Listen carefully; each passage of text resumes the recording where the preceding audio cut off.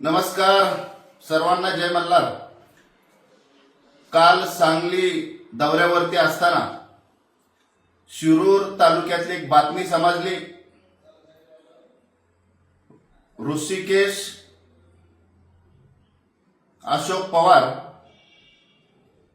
म्हणजे ऋषिराज पवार ह्या अशोक पवारांच्या मुलाला मांडवगण या ठिकाणी खूप बेदम मारहाण झाली, त्यांच्यावरती खूप अन्याय झाला। त्यांचे फोटो काढण्यात आले, त्यांचे व्हिडिओ काढण्यात आले, असं त्या बातमीच्या द्वारे मी पाहिलं।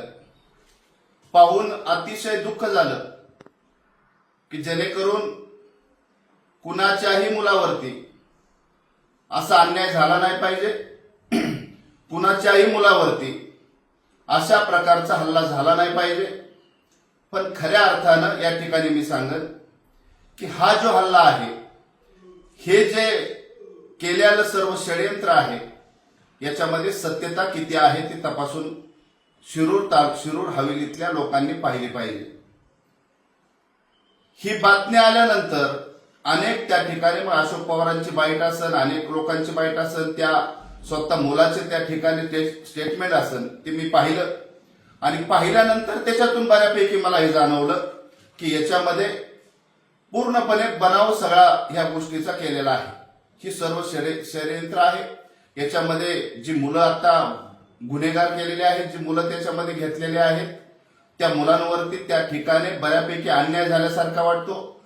त्या ठिकाणी असं मला वाटतंय की काही गोष्टी त्या ठिकाणी झाल्या असत्या, पण त्याच्या पाठीमागं होण्याचं कारण काय आहे हे पण आपण तपासलं पाहिजे।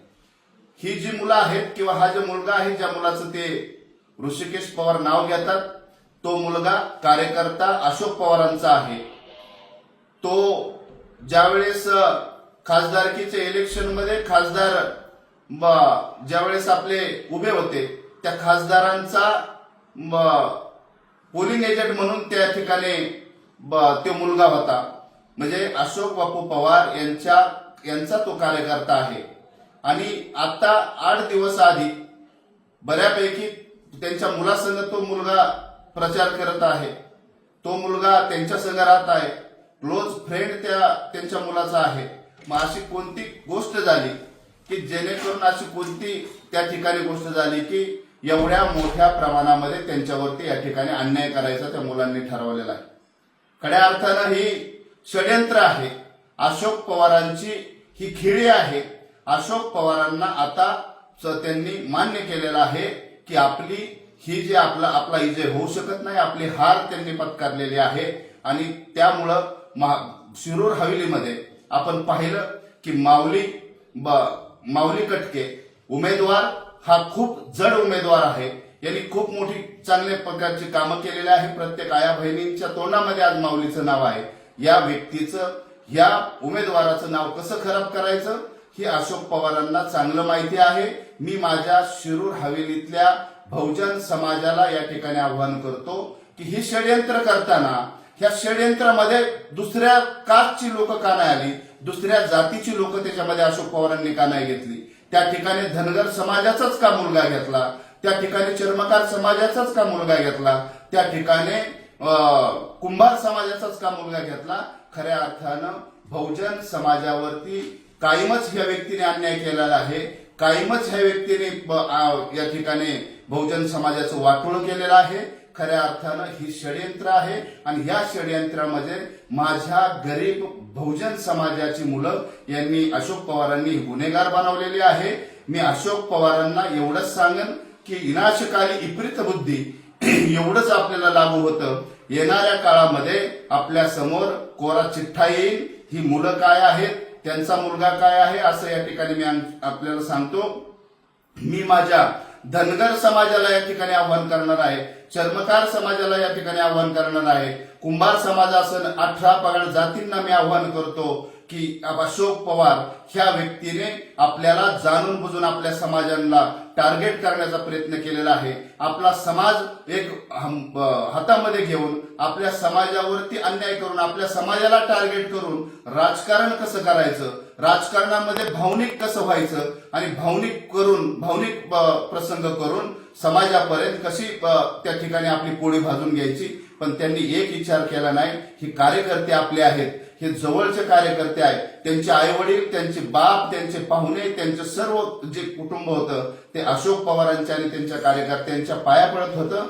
त्या ठिकाणी एवढं तरी त्यांनी हे करायला पाहिजे होतं की ही जी घटना आहे ही एवढ्या प्रमाणात मोठी झालेली नाही. त्या ठिकाणी कार्यकर्ते त्यांचे होते, त्यांनी ती मिटवायला पाहिजे होतं, पण नाही.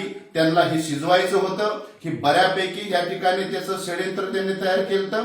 आणि त्या षडयंत्रामध्ये एवढंच मी सांगेन की गोर गरीब बहुजन समाजाची मुलं, खास करून त्या ठिकाणी धनगर समाज असन आणि चर्मकार समाज आणि कुंभार समाज त्या ठिकाणी टार्गेट केले गेला. जो अन्याय आपल्या फक्त धनगर समाज आणि कुंभार समाज आणि चर्मकार समाजावरती नाही, 18 पगड जातींवरती अन्याय झालेला आहे. येणाऱ्या 20 तारखेला अशोक पवारांना मी आवाहन करतो की येणाऱ्या 20 तारखेला तुमची जागा हा बहुजन समाज दाखवून देईल अशी विनंती करतो. मी परत एकदा 18 पगड जातींना आवाहन करतो, एकत्र या. एकत्र नाही आला तर हे असंच होईल. आणि ह्या व्यक्तीने कधीच कोणाचा विचार केलेला नाही. याला फक्त आमदार व्हायचंय. बाकीच्या कितीही कुटुंबाचं वाटोळ झालं, कितीही लोकांनी आत्महत्या केल्या तरी चालत, पण त्याचं कुटुंब जगलं पाहिजे, तो जगला पाहिजे, तो आमदार झाला पाहिजे असं या ठिकाणी मी सांगतो. येणाऱ्या काळामध्ये अशोक बाप्पू आपल्याला आपली जागा शिरूर हवेलीची जनता दाखवून देईल. त्यांना नेता भेटला नव्हता, त्या ठिकाणी माऊली कटके याच्या रूपाने एक देव माणूस भेटलेला आहे आणि त्या देवाला जपण्याचं काम ह्या शिरूर हवेलीतली जनता, माझ्या माता भगिनी सर्वजण करणार आहे. त्यामुळं आपला पराभव निश्चित आहे.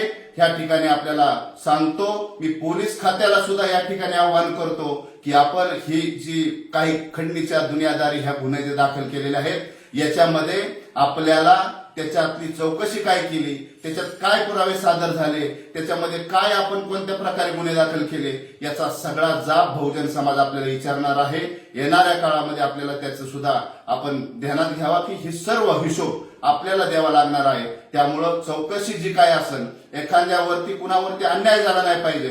जर ही मुलं जर त्या ठिकाणी दोषी असत्यान, ही मुलं जर त्या ठिकाणी जर गुन्हेगार असत्यान, ह्या मुलांनी खरंच जर ते केलं असेल तर आम्ही बिलकुल त्यांची पाठीराख करणार नाही. त्यांच्यावरती जर अन्याय झाला असेल तर नक्कीच त्यांच्या पाठीमागे आम्ही ठामपणे उभे राहू असं या ठिकाणी आवाहन करतो. थांबतो. जय मल्हार, जय उमाजी.